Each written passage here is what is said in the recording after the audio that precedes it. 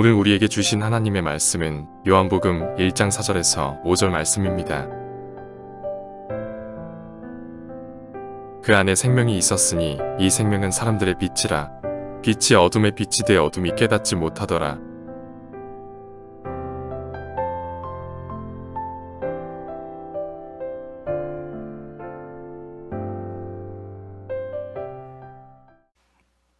사복음서 중에 마태, 마가, 누가, 요한, 이걸 사복음서라고 하잖아요. 근데 마태복음, 누가복음, 마태복음, 누가복음, 마가복음 이 세 가지는 예수님의 행적, 예수님의 설교를 요약해서 정리해 놓은 책이에요. 그런데 요한복음은 조금 달라요. 시선이 다릅니다. 그래서 다른 성경의 저자들이 예수님의 하신 일, 예수님의 말씀에 집중했다면 요한은 성령의 감동을 받아서 예수님은 누구신가에 관심이 많아요. 예수님은 도대체 누구신가? 예수님이 병자를 고치기도 하시고 기적을 일으키기도 하는데, 그건 여러분 이 세상에도 비슷한 일을 하는 사람들이 여러 있어요. 더러 있어요.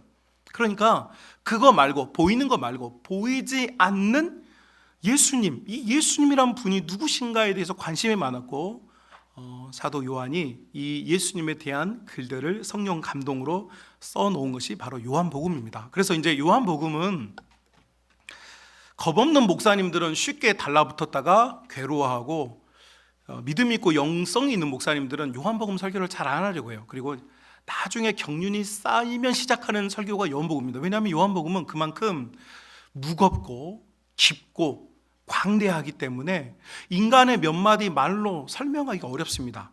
우리가 요한복음 21장밖에 안 됩니다. 눈으로 읽으면 금방 읽습니다. 한 2시간이면 21장 다 읽어요. 그런데 문제는 눈으로 보아서 읽어지는 이 글씨 말고 이 속에 담겨진 예수님은 누구신가라고 하는 이 무거운 진리는 너무 강하기 때문에 초짜 목사님들 아니고서는 이 설교를 하려고 하지 않습니다. 저도 물론 요한복음을 그래서 잘 안 합니다. 그리고 우리 한국교회 목사님들 뿐만 아니라 세계 유수한 목사님들도 그분들이 목회를 한 30년, 40년 하신 이후에야 바로 요한복음을 다루기 시작합니다. 왜냐하면 목회적 경륜과 영성이 쌓였을 때 비로소 이 요한복음이 보이기 시작하거든요. 자, 그러니까 제가 여러분 요한복음이 어렵다 이 이야기를 하고 싶은 것이 아니고, 요한복음을 우리가 접근하려고 할 때 여러분이 가만히 앉아서 들리는 대로 듣겠다 하면 요한복음 설교는 절대 안 들립니다. 지금 여러분이 앉으셔가지고요, 나는 오늘 우리 목사님이 한 주간 동안 뜨겁게 1500도 1600도 가슴을 끓이면서 끓여온 이거를 나는 반드시 들어야 하고, 나는 듣고 싶고, 나는 알고 싶고, 깨닫고 싶고, 그 영광을 내가 차지하고 싶다라고 하는 열망으로 여러분 이 말씀에 참여할 수 있기를 주님의 이름으로 축복합니다. 자, 여러분 눈빛이 좋아요. 자, 요한복음을 시작하면서 사도 요한이 태초에 말씀이 계셨다, 이 말씀은 처음부터 있었고 이 말씀이 곧 예수님이시다라고 설명을 해요. 여러분, 그러니까 요한복음의 시작은 뭐냐면 성삼위 하나님, 성부, 성자, 성령 하나님께서 처음부터 계셨고, 그 하나님께서 이 세상을 만드셨고, 이 하나님의 말씀은 그때부터 지금까지 유효하게 역사하고 계신다, 요거를 딱 말씀해요. 이걸 요한이 딱 선언을 하는 거예요. 그리고 나서 우리가 읽은 본문 4절과 5절이 나오는 거예요. 여러분 다시 한번 상기하면서 읽어볼까요? 같이 읽어봅시다. 1장 4절과 5절 말씀 시작. 그 안에 생명이 있었으니 이 생명은 사람들의 무엇이라고요? 사람들의 빛이다, 이렇게 되어 있습니다. 자, 여러분, 우리가 교회를 오래 다녔어요. 신앙생활을 오래 했어요. 그래서 예수님이 빛이다 하는 이야기를 많이 들어서 여러분은 감동이 없어. 그렇죠? 지금 방금 이거 우리가 읽었는데 감동 있어요, 없어요? 없어요. 왜냐하면 우리는 예수님의 빛이라는 이야기를 교회를 신앙생활하면서 계속 들었거든요. 자, 그런데 여러분이 정직한 영으로 한 번만 생각해 보시면 창세기부터 요한계시록까지 66권의 성경책이 있는데, 이 중에 예수님이 빛이시다라고 하는 성경 구절은요, 요한복음 1장과 요한복음 10장 딱 두 군데 뿐이에요. 자, 여러분, 우리는 이게 흔하다고 생각해요. 오바댜나 미가나 다윗이나 여러분 유수하고 유능했던 많은 하나님께 감동된 자들과 선지자들이 분명히 어디선가 이 얘기를 했을 것 같은데요, 이야기가 없어요. 오직 사도 요한만이 예수님이 빛이시다 이렇게 말씀하는 거예요. 그리고 더 놀라운 것은 구약 시대에는 예수님이 빛이시다, 하나님의 빛이시다라는 말씀이 없어요. 왜 그럴까? 왜 요한만이 예수님이 빛이라고 지금 주장하는 걸까? 자, 우리가 오늘 이걸 붙잡으려고요. 자, 여러분, 우리가 이것을 이해하려면 유대의 역사 속으로 좀 들어가야 돼요. 여러분, 우리는 지금 이 말을 듣고 별로 감동이 없지만 사도 요한이 예수님은 빛이시다라고 말했을 때요, 처음 이 설교를 들었던 교회는요, 눈물을 펑펑 쏟았어요. 막 울었어요. 왜일까? 차이가 뭘까? 여러분, 여기 계시는 어르신들 중에는 보릿고개를 경험하신 분들이 있어요. 보릿고개 아시죠? 여기 또 다 막 또 막 이렇게 다 그냥 다 부자셔가지고 그런 거 못. 보릿고개. 그런데 어떤 사람들의 보릿고개는 생명이 오고 가는 시간이었어요. 그걸 경험한 세대는 이 보릿고개라는 말만 들어도 그때가 생각이 나요. 그런데 요즘 이 젊은이들에게 보릿고개 그러면 보리밥 먹는 날인가? 저한테 보릿고개 그렇게 말하면요, 저는 보릿고개를 경험해 본 적이 없어요. 그것처럼 유대인들에게 예수님이 빛이라고 하는 설명은요, 듣자마자 알아챘어요. 근데 우리는 못 알아채죠. 그래서 제가 여러분과 함께 우리가 이걸 알아채기 위하여서 유대의 역사 속으로 잠깐 들어가려고요. 여러분, 마지막 하나님의 계시가 유대인에게 임하실 때가 말라키 선지자입니다. 말라키 선지자. 이 말라키 선지자는, 여러분, 이제 말라키는 총 4장으로 구성되어 있는데 다른 성경에는 이야기도 나오고 하나님의 말씀도 섞여 있어요. 그죠? 창세 같은 경우는 아브라함이 뭘 했다 어쨌다 하나님 이렇게 말씀하시는 막 섞여 있잖아요. 그런데 성경에서 오직 하나님의 말씀으로 순도가 가장 높은 성경이 말라키입니다. 말라키는요, 98%가 하나님의 말씀으로만 되어 있어요.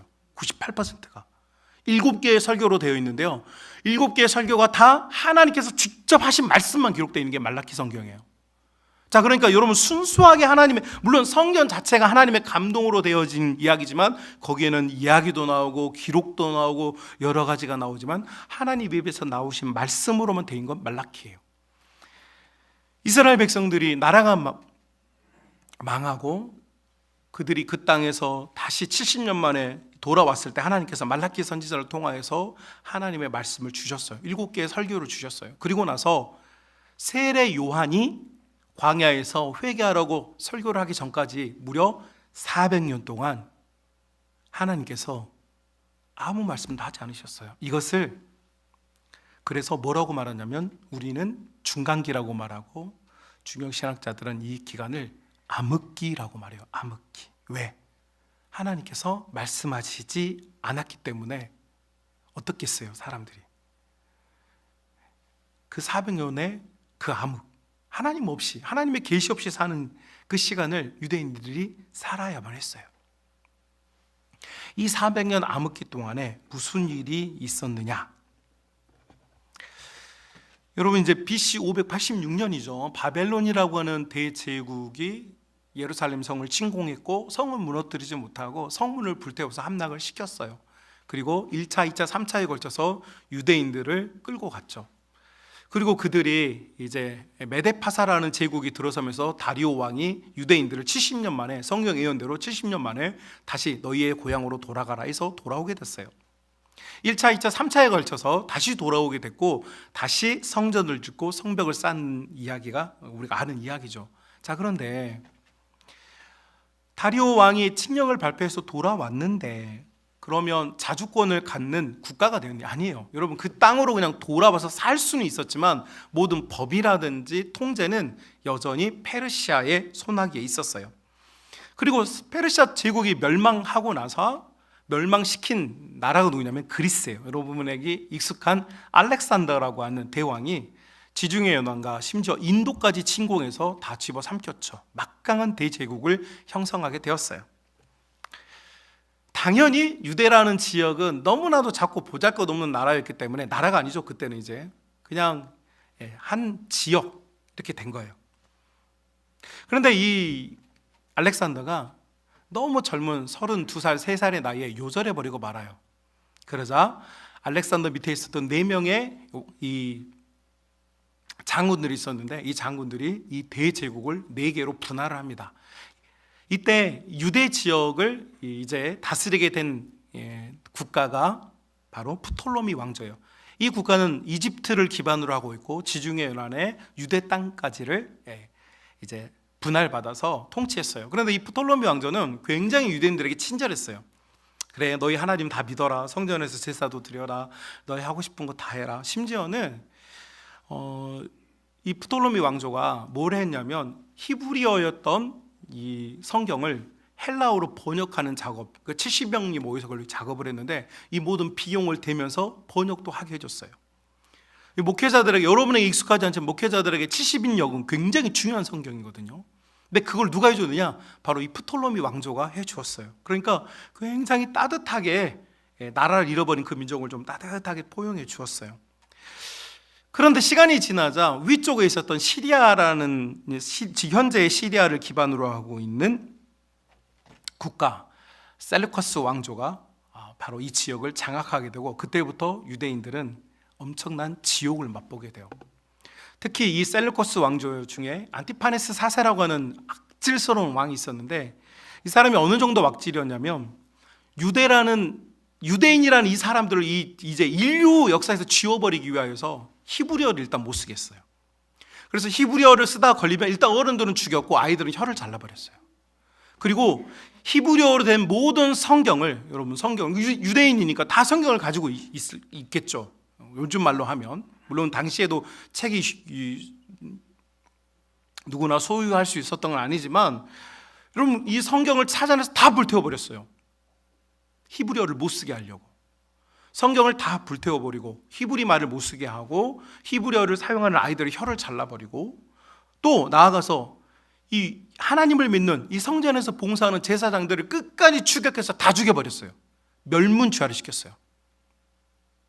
요즘 말로 하면 우리 정성기 장로님 가정이 지금 흩어져 있는데 끝까지 찾아가서 멸문지화를 시켜버리는 거예요. 김목수 장로님 가정을 찾아가서 완전히 자손의 후손까지 다 멸문지화를 시켜요. 계속 교회의 중요한, 요즘 말로 하면 제사장들을 찾아가서 끝내 멸문지화를, 산속에 있던 바닷속에 있던 어디든지 있던 다 찾아가서 완전히 섬멸을 시켰어요. 여러분 이런 고통을 당하니까 유대인들의 생각이, 여러분 이제 둘 중에 하나가 됐겠죠. 야, 이제 우리는 끝났구나. 우리는 더 이상 희망이 없구나. 심지어 유대인들이 정말 절망해버린 게 뭐냐면, 이 안티파네스 4세가 예루살렘 성전에다가 제우스, 이 그리스 사람들이 믿는 신이 제우스거든요. 이 제우스 신상을 세워놓고 이 번제단에다가, 여러분 원래 우리 이 성경에 나오는 하나님께 예배드릴 때 드릴 수 있는 동물은 딱 3개뿐이에요. 뭡니까? 돈 많고 직급이 높은 사람들은요, 소를 드리게 돼 있어요. 소를 드려야 돼요, 여러분. 두 번째, 이제 우리 같은 중산층들은 양이나 염소를 드려야 돼요. 그리고 마지막으로, 정말 가난하고 어려운 사람들은 비둘기를 드려요. 이 동물 외에는 제사를 드리면 안 돼요. 그런데 이 에피파네스 4세가 뭘 하냐면, 하나님의 번제단에서 돼지를 잡아가지고 돼지 피를 성전에 다 뿌려버렸어요. 그리고 돼지로 제사를 드렸어요. 왜 그랬을까요? 더럽히려고. 자, 그러니까 여러분 유대인들의 가슴이 완전히 다 무너져 버린 거죠. 설마 하나님이 살아계시면 성전도 이렇게 더럽혀질까? 그죠? 말은 못하게 할 수 있고 글은 못 쓰게 할 수 있어도 하나님이 살아계신다면 이 성전마저 더럽혀질 수 있을까? 우리 하나님은 죽으셨구나. 이것이 유대인들이 겪었던 BC 167년에 겪었던 일이에요. 그리고 이것이 하루 이틀이 아니었고 오랜 기간 동안 그들은 엄청나게 고난을 받았어요. 여러분 우리 교단, 합동교단, 우리 대한예수교회 장로회 교단의 역사가 120년 정도 됐는데 우리 교단에 가장 수치스러운 사건이 있어요. 그게 뭐냐면 신사참배였습니다. 여러분 우리 총회에서 일정 시대에 일본 애들이 니네 뭐 하나님 예배드리고 뭐 상관없는데 동방요배, 동쪽에 있는 일왕을 향하여서 절을 해라. 이게 신사참배였어요. 처음에는 완강하게 기독교가 목회자들이 부정했습니다. 부인했습니다. 우리는 다른 신을 섬길 수 없고 다른 신에게 절할 수 없다. 1계명부터 3계명이 그거잖아요. 그러니까 목회자들이 완강하게 부인했어요. 여러분 아는 주기철 목사님 같은 분들이 그렇게 완강하게 부인을 했어요. 그런데 문제는 여러분 목회자들 중에서도 이제 지도자들을 끌어다가 손톱을 뽑고 손톱 밑에 대나무 가시를 박아놓고 모판이를 걷게 하면서 핍박을 하는 거예요. 여러분 핍박 좋아, 결단이 있고 의지가 있는 목사님들은 또 견뎌내기도 하고, 그죠? 근데 문제는 뭐냐니까 이 일정 놈들이 뭘 하냐니까 목회자들의 가정에 사모님들과 딸들을 데려다가 헌병대에 집어넣어가지고 성적으로 유린해 버리는 거예요. 이게 한 가정, 두 가정, 10가정 소문이 나니까 여러분, 아니 나는 예수님 믿어서 내가 목회자니까 핍박을 당할 수 있고 고난을 당할 수 있는데 저 못쓸 놈들이 여러분을 딸을 데려다가 여러분 군대 막사에 집어넣어버리면 무슨 일이 일어나겠습니까?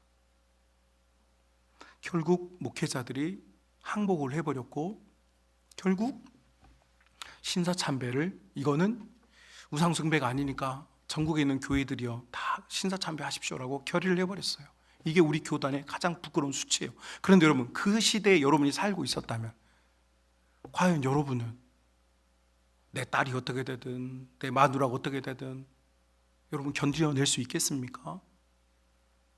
설교하고 있는 저 자신도 그런 상황을 만나지 않은 걸 하나님께 감사드려요. 왜요? 저 만약 그런 상황이 있었다면 저 변절했을 겁니다.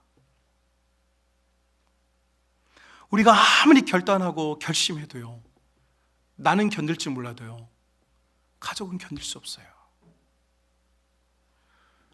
당시에 유대인들의 심정이 바로 이런 심정이었어요. 그래서 그들의 마음이 완전히 무너져 버렸어요. 여러분 우리 코로나를 지나면서 보니까 교회도 이런 상황을 겪은 것 같아요. 뭐 총칼 들고 모이지 말라는 안 했지만 결국 우리의 마음은, 여러분 질병을 통제하시고 질병을 펴시기도 하시고 질병을 거두고 계시는 하나님을 보지 못하고 우리는 질병을 보면서 두려워 떨고 걱정하고 염려했고, 이런 핑계 저런 핑계를 대면서 우리 성도들의 마음도 똑같이 굴복해 버린 거죠. 그래서 내 마음의 재단에 돼지피가 뿌려져서 내 기도의 재단이 망가졌고 내 예배의 재단이 망가졌고 내 찬송의 재단이 다 더럽혀져 가지고 아무런 희망이 없게 돼버렸단 말이죠. 하나님은 죽으셨다. 더 이상 하나님은 역사하지 않는다.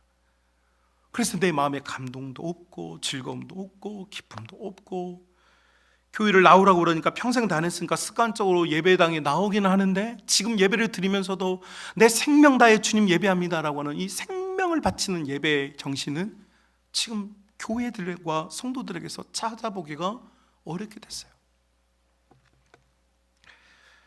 저는 그래서 이 말씀을 준비하면서 가슴이 뜨거웠던 거예요. 왜요? 이것이 암흑기였고 내 신앙이 암흑기였고, 여러분 평생 예수님 믿고 지금까지 오면서 이렇게까지 내가 기도를 안 하고 이렇게까지 찬양을 안 하고 이렇게까지 예배를 소홀하게 여긴 적이 있으십니까? 없어요. 제일 알기로는 우리 성만 가족들은 그런 분들이 아니에요. 전 재산을 팔아서 손에서 발톱에서 피가 나도록 땅을 헤맸어도 여러분들은 주님을 위해서 일했고 섬겼던 분들이에요. 그런데 지금 그런 열정, 감사, 기쁨은 온데간데 없어지고 내 기도와 찬송과 감사의 제단은 더럽혀져서 하나님께 예배를 드리는 것인지 내가 그냥 몸이 와 있는 것인지 알 수 없는 이런 영적인 상황이 되어버렸어요. 자, 그럼 이걸로 끝이냐? 이때, 여러분 이때 하스몬 집안의 마따디아라고 하는 제사장이 이 시리아의 집요한 추격대 군대를 피해서 이리 숨고 저리 숨고 저리 숨고 이리 숨어서 이 집안이 살아남았어요. 그런데 예루살렘 성전에서 돼지 피로 제사를 드리는 걸 보면서 이 마따디아라고 하는 제사장이 가슴을 치면서 다른 건 몰라도 하나님께 예배하는 성전이 더럽혀졌다. 이거는 우리가 이렇게 구질구질하게 내가 생명을 연장한들 무슨 의미가 있겠느냐. 죽기 아니면 살기다. 어차피 사람이 한 번 죽는 것인데 하나님을 위하여 죽자 결단을 하고 싸우러 결심을 합니다. 그래서 이 마따디아라는 분에게 5명의 아들이 있었는데요, 처음에 6명이요 칼을 차고 나가서 시리아 군대가 야영하고 있는 곳에 야영제 불을 지르기도 하고 평참선이 지나가면 마차를 습격해가지고 식량을 빼앗기도 하면서 게릴라전을 시작했어요. 사랑 우리 믿음의 가정 여러분, 신앙은요 견디는 게 아닙니다. 싸워서 이겨야 합니다. 나는 지금 이 상황이니까 내버려 두면 안 돼요. 우리는 반드시 싸워야 돼요. 여러분, 어차피 인생은 한 번뿐이고 어차피 우리는 죽게 돼 있어요. 암으로 죽으나 순교당하나 죽는 건 매 한 가지예요. 그러나 어떻게 죽느냐가 중요해요. 마따디아와 아들들은 하나님을 위해 죽자 결심하고 그들이 게릴라전을 한데, 여러분 이 소식을 들은 유대에 있는 젊은이들이, 청년들이 나도 내 한 목숨, 내가 이 성전을 더럽힌 자들과 싸우겠다 결심하고 모여들기 시작했어요. 이 하수몬 사람들과 모여들기 시작했고 군대가 되었고, 이들이 셀루커스 왕조의 시리아의 이 막강한 군대와 싸워서 마침내 예루살렘 성을 수복하게 돼요. 이것이 BC 167년이에요. 근데 수복하고 나니까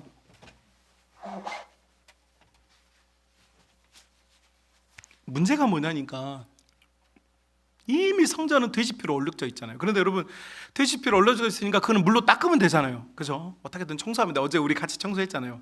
한번 이게 샤워하고 나니까 얼마나 깨끗해요. 그죠? 그런데 문제는 영적으로, 여러분 돼지피를 바쳤던 그 제단과 돼지피가 휩쓸고 가는 그 성전이 영적으로 정화되어야 되는데 이걸 어떻게 할까 고민하다가 이 마따디아 제사장이 고민을 해요. 하나님, 우리가 어떻게 해야 이 성전을 다시 거룩한 성전으로 만들 수 있겠습니까? 그때 감동이 있었던 것이 뭐냐면 성전에 불을 밝히라는 것이었어요. 여러분, 성전은 우리처럼 밝지 않아요. 성전은 어둡습니다. 창이 없어요. 성전은. 그래서 들어가면 캄캄해요. 그래서 성전 안에는 원래 등불을 밝히게 됐어요. 그래서 성경은 이걸 등잔불이라고 말해요. 그 불을 켜놓고 7개의 금촛대가 있는데 그 금촛대에 불이 켜져 있어야 성소와 지성소를 보여주는 거예요. 그래야 제사장들이 떡상에 떡을 갖다 바치기도 하고 제사장들이 활동을 할 수 있는 거예요. 그 감동을 받고 이 불을 밝혀야 되겠는데, 여러분 이미 제사장들을 멸문지화를 다 시켜버렸기 때문에 살아남은 자들도 없고, 그 관유, 여러분 성전에서 쓰이는 여러분 오일은 관유입니다. 관유, 거룩한 기름이에요. 이거는 사람들이 함부로 조지하면 반드시 죽이겠다고 하나님 약속해 놓으셨어요. 레위기서와 출애굽기에. 그래서 아무나 만들지 못해요. 그런데 이 하스몬 사람들이 성전을 이제 막 청소를 하면서 뭘 하다 보니까 정말 창고 한 귀퉁이여서 기름 한 병을 찾아냅니다. 성전에 사용하는 관유였어요. 그런데 이 관유의 양이 하루 불태우면 딱 끝날 양이었어요. 하루 불태우면 딱 끝날 양. 그래도 이거라도 밝히자 싶어가지고 여러분 성전에 등잔불을 밝히고 불을 딱 밝혔어요.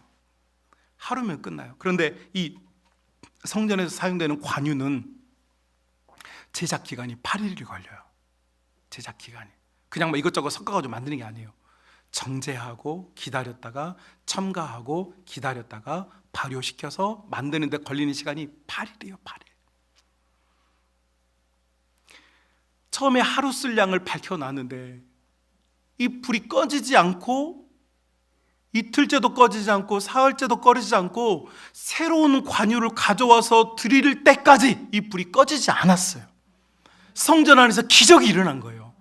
그래서 유대인들이 막 기뻐 뛰며 운 거예요. 하나님이 우리를 버리지 않으셨다. 하나님이 여전히 우리를 사랑하신다. 하나님은 성전을 회복하시는 분이시다. 불이 꺼질 수밖에 없는데 꺼지지 않게 하는 분이 우리 하나님이시다. 그래서 그때부터 유대인들이 이 절기를 수전절, 120년 전에 우리 성경을 번역한 우리 선배님들이 번역하면서 이걸 수전절이라고 번역을 했어요. 씻을 숫자에 성전, 이 전자, 절기 절자에서 성전을 씻는 날 번역을 해놨는데, 원래 단어는 히브리어로 하누카입니다. 하누카라는 뜻은 원래 뭐냐면 봉헌하다라는 뜻이에요. 여러분, 우리 예배당 치고 빛 얻어가지고 예배당 치우면 뭐부터 합니까? 입당 예배예요. 입당 예배. 왜요? 여전히 예배당이 은행이나 어떤 사람, 빚진 사람에게 소속되어 있기 때문에 입당 예배만 해요. 그런데 그 빚 다 갖고 나면 드리는 예배가 있어요. 그걸 뭐라고 그래요? 그걸 헌당 예배라고 그래요. 헌당 예배. 비로소 하나님의 재산이 되었다는 거예요. 그것처럼 당시에 하루 쓸 밖에 기름밖에 없었던 그 기름이 꺼지지 않고 하나님께서 하나님의 자녀들이 회복할 때까지 기다려 주어서 그들이 이제 성전을 정결하게 하는 작업을 마친 것. 그래서 하나님 백성들이 이것을 하누카, 우리가 완전히 드려졌다라고 고백해요. 그리고 이 절기는 현대 지금까지 유대인들이 지키고 있고, 참고로 요한복음 10장에 보면 예수님께서도 이 수전 절기를 지키셨어요. 이 하누카를 지키셨어요. 요한복음 10장 1절과 2절에 나와요. 예수님이 그것을 없다 하지 않으셨어요. 왜요? 그 수전절이 누구를 상징하냐면 예수님을 상징하기 때문이에요. 여러분, 우리의 믿음은 연약해요. 우리의 신앙의 재단과 기도의 재단은 얼룩져 버리고 세상에, 돈에, 여러 가지 이유에 다 오염됐어도 우리의 생명의 빛이신 예수님께서 내 마음을 비추셔서 그 보혈로 나를 씻겨 주시고 나를 새롭게 하시는 그 힘, 우리 예수님만이 그러기에 진정한 생명의 빛인 줄로 믿습니다. 여러분, 그래서 요한이 유대인들에게 여러분 예수님은 빛입니다 선언했을 때 이 말을 듣고 유대인들이 운 거예요. 왜요? 자기들은 그 역사를 가지고 있거든요. 성전의 등잔불이 꺼지지 않고 8일 동안 그들을 기다려 주었던 것처럼 이제 예수님도요, 우리가 비록 오염되고 변질되고 썩어지고 망가졌어도요, 우리 예수님께서 우리를 새로 살리시도록 우리를 가운데 역사해 주시고 기다려 주시고 일하여 주신 줄로 믿습니다. 그래서 우리 교회는요, 다음 주에, 오늘부터 시작해서 다음 주까지 수전절기를 지키려고 하는 거예요. 여러분 마음속에 있는 병들어버린 내 기도의 재단, 상해버린 내 믿음의 재단들을 예수 보혈 앞에서요 씻어내야 돼요. 참 회개가 필요해요. 주님, 나의 병든 몸, 이 병든 몸만 갖고 내가 울었지 내 병든 영혼 갖고 울지 못하는 내 마음을 주여 변화시켜 주옵소서. 주여, 영원토록 내가 주님과 살기를 원하는데 잠시 머물 이 장막에 내가 머물지 않게 하여 주옵시며 성령의 붙들림 받은 하나님의 자녀가 되게 하여 주옵소서. 여러분, 이 한 주간 동안 하루하루를 나를 씻겨달라고, 예수님의 보혈로 나를 새롭게 하여 달라고. 그래서요, 주님께 참으로 회개하고 고백한 후에 다음 주에 우리가 만났을 때는요, 수전절의 기적이, 등잔불의 기적이 일어나서 생명의 빛이신 예수님께서 우리 모든 성만의 가족들을 비추어 주시고 우리 속에 있는 꺼져가던 영혼들이 살아나는 역사와 능력을 경험하는 모든 믿음의 가족들이 다 될 수 있기를 주님의 이름으로 축복합니다. 믿음의 가족 여러분, 주님은 지금도 기다리고 계십니다. 여러분, 이렇게 살다 가면 안 됩니다. 우리 이렇게 살다가 끝내면 안 됩니다. 우리 이렇게 살다가 멈추면 안 됩니다. 주님은 우리가 원래의 신앙, 뜨거웠던 신앙, 견뎌냈던 신앙, 이겨냈던 신앙, 우리 주님이 회복시켜 주실 줄 믿습니다. 주님을 바라봅시다.